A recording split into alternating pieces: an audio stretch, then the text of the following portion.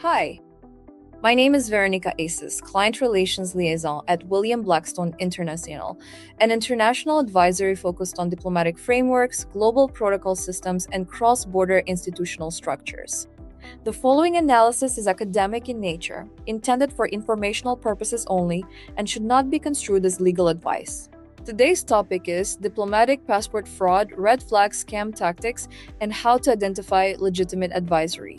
The purpose of this episode is not to sensationalize the subject. It is to create a disciplined compliance framework for separating lawful advisory work from unlawful promises, deceptive status claims, and document fraud risk. This visual separates the two models. On the left, the warning signs are promises, guaranteed passport, guaranteed immunity, private ministry access, secrecy, urgency, and payment pressure. On the right, the legitimate model is built around limits, eligibility review, official authority, written scope, risk screening, and refusal of unlawful or unsupported claims. The key distinction is not style, it is legal control. A private operator cannot turn a client into a diplomat. A legitimate advisor can only help evaluate lawful pathways and document the risk. A passport is not diplomatic status. The first red flag is any operator who treats a diplomatic passport as if it were a private commodity. The Vienna Convention on Diplomatic Relations is built around mission status, appointment, notification, recognition, and function. Its preamble explains that privileges and immunities are not personal benefits, but exist to ensure the efficient performance of diplomatic missions. That is the opposite of a private sales model. Government guidance says the same thing in more practical language. The U.S. State Department states that a special issuance passport is for official or diplomatic duties, is not for ordinary personal travel, and remains government property. It also states that a special issuance passport does not provide diplomatic immunity, does not exempt the bearer from foreign law, and does not provide a shield from arrest. Those limits are decisive. United Kingdom passport guidance gives an equally important warning. It says diplomatic or official recognition is governed by the Vienna Convention framework, and that accreditation, not the passport itself, gives the holder diplomatic or official status in the host country. That sentence is one of the cleanest ways to separate legitimate advisory from fraud. A legitimate advisor explains the difference between document, appointment, accreditation, and immunity. A scam operator collapses those categories into one promise. Therefore, a claim such as, "We can get you a diplomatic passport with immunity," should be treated as a serious warning sign unless it is tied to a verifiable state appointment, a lawful government process, and receiving state recognition where required. The document by itself is not the source of immunity. Common fraud red flags in diplomatic passport services. The first red flag is a guaranteed result. No private advisory firm can guarantee that a sovereign state will issue a diplomatic passport, that a host state will recognize diplomatic status, or that a person will receive immunity. In the United States, the regulation at 22 CFR Section 51.3 ties diplomatic passports to foreign service officers, persons having diplomatic or comparable status traveling abroad for diplomatic duties, and certain family or contractor situations when authorized by the department. That is an official eligibility framework, not a commercial marketplace.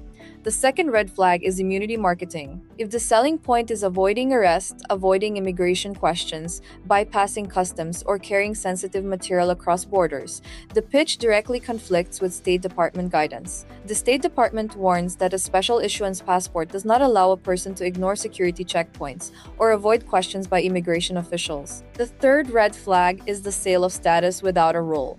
A legitimate analysis starts with a role. Diplomatic agent, administrative and technical staff, career consular officer, honorary consul, courier delegate, dependent, or another recognized category. Fraudulent marketing often starts with the desired benefit, then invents a title later. That reverses the legal order. Status follows a valid appointment and recognition process. It does not follow from a website package. The fourth red flag is secrecy. Scammers often claim that diplomatic passport opportunities are confidential, urgent, or available only through a private network. In reality, official passport systems rely on competent authorities, written evidence, identity verification, records, and government authorization. UK guidance, for example, requires relevant government authorization before diplomatic or official passport processing. The fifth red flag is payment structure. cryptocurrency-only payments, offshore shell company invoices, pressure to pay before due diligence, or refusal to provide written terms all increase risk. FinCEN's warning about counterfeit U.S. passport cards is a useful reminder that official identity documents are attractive tools for impersonation and financial fraud. FinCEN reported that from 2018 to 2023, U.S. passport card fraud caused $10 million in actual losses, $8 million in attempted losses, and involved more than 4,000 victims. The sixth red flag is misuse of honorary consul language. Honorary consuls fall under the consular framework, not automatically the diplomatic one. The Vienna Convention on Consular Relations provides a separate regime, including consular authorization and narrower functional protections. A pitch that uses honorary consul as a shortcut to diplomatic immunity or diplomatic passport entitlement is legally suspect.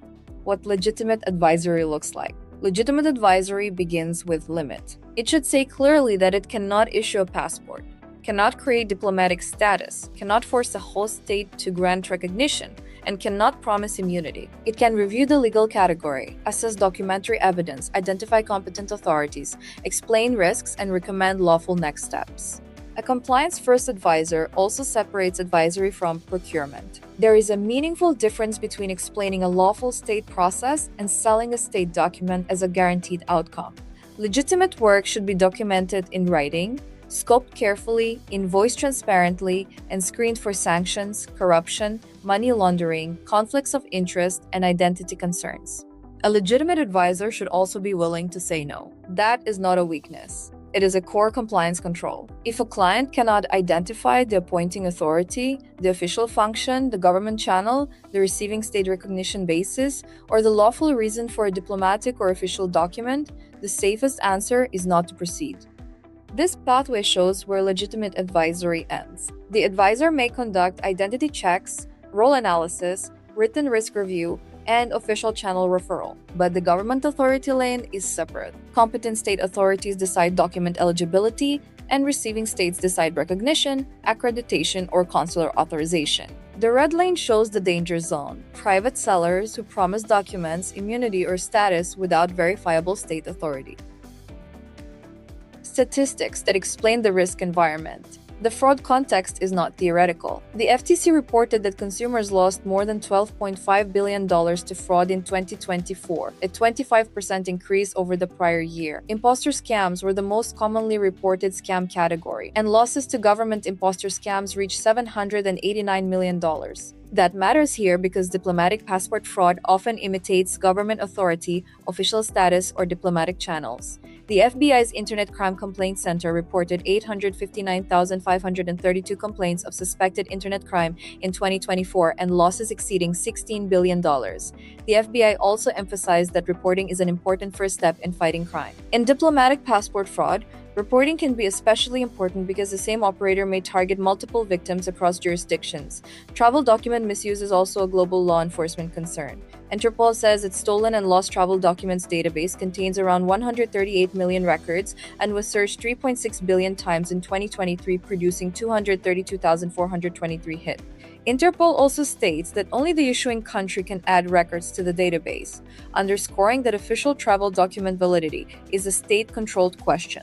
Frontex reported that in 2023, member states and Schengen-associated countries detected 17,424 fraudsters using or possessing 22,395 fraudulent documents at EU external borders. Frontex describes document and identity fraud as instrumental for a broad range of criminal activities. Those figures explain why special access claims around travel documents should be approached as risk indicators, not prestige opportunities.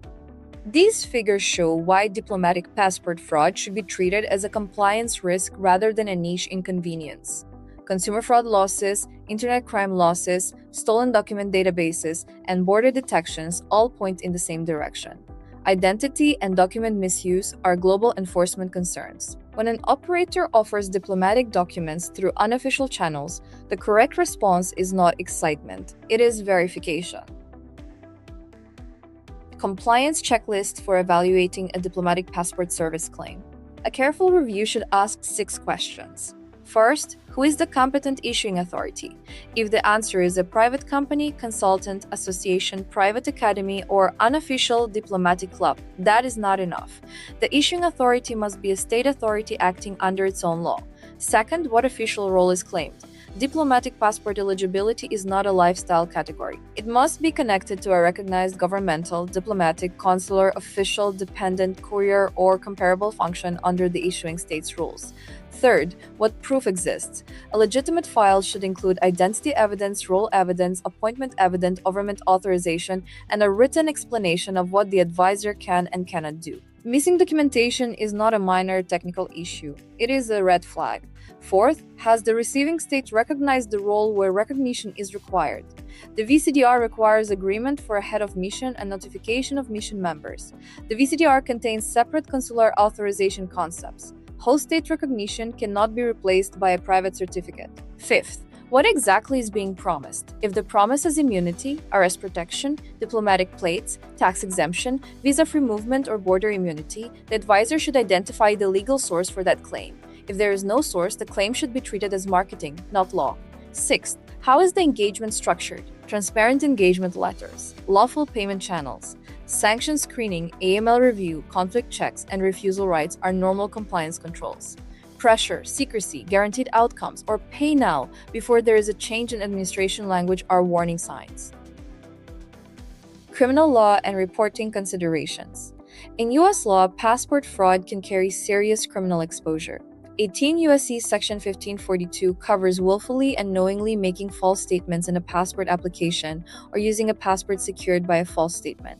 18 U.S.C. Section 1543 covers forging, counterfeiting, altering, or using a false or altered passport. Both provisions include prison exposure with enhanced maximums in terrorism or drug trafficking contexts. The compliance point is broader than U.S. law. Clients should never be encouraged to misstate identity, nationality, government role, employment status, appointment status, family relationship, or travel purpose. A service that suggests creative paperwork is not creative, it is dangerous. Where suspected fraud exists, the appropriate response is not private confrontation or payment of additional fees. Reserve communications, invoices, wallet addresses, bank details, website captures, and identity documents received. The U.S. Diplomatic Security Service operates a public tips portal for passport, visa, malfeasance, bribery, fugitive, and trafficking-related information, and states that knowingly submitting false information is a crime. So how do you identify scam operators versus legitimate advisory? The easiest test is whether the operator sells a result or explains a process. A scam operator sells a diplomatic passport, immunity, international status, or government access as a product. A legitimate advisor explains that only competent state authorities can issue state documents, that host states control recognition, and that privileges flow from recognized legal status rather than from a private transaction. A scam operator usually makes the issue sound simple. Pay, submit a photograph, receive a diplomatic passport. A legitimate advisor makes the issue more precise. Identify the government function, verify the legal category, confirm the authority, document the risks, and refuse to promise outcomes beyond the advisor's control. A scam operator usually converts legal uncertainty into urgency. A legitimate advisor converts legal uncertainty into due diligence. That is the difference between a sales pipeline and a compliance framework. The final rule is this. If the service cannot explain the issuing authority, the appointment basis, the receiving state recognition pathway, the legal source of any claimed privilege, and the compliance controls around the engagement, it should not be treated as a diplomatic solution. It should be treated as a diplomatic passport fraud risk. Final takeaway. Diplomatic passport fraud thrives on confusion between a document, a title, a role, and legal status. The legal system treats those as separate questions. A passport is issued by a state. A role is created by lawful appointment or authorization. Recognition belongs to the receiving state or relevant institution. Privileges and immunities attach only where treaty law, domestic law, and recognized status support them. That is why compliance-first messaging matters. Legitimate advisory does not sell diplomatic identity. It educates, screens, documents, verifies, and declines unsafe matters. Any service that promises a diplomatic passport as a private benefit, especially with immunity, visa, arrest, tax, or border claims attached, should be considered high risk. If you would like to explore diplomacy further and take a first step into understanding how international diplomatic systems function in practice, visit us at blackstone.com.